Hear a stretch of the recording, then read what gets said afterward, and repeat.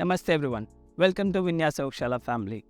One of the very common question that is asked by many of the students that why in Indian culture people eat with hands, whereas in the Western culture people eat with either fork, either knife or either with a spoon.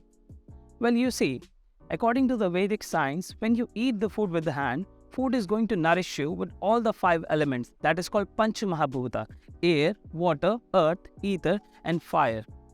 Also, digestion is a very complex process.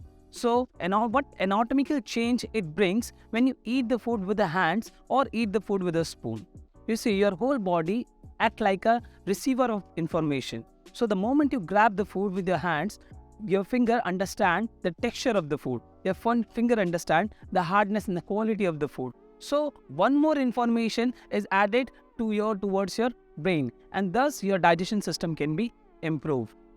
So I always prefer that eating food with the bare hands is a more good choice rather than eating the food with a spoon.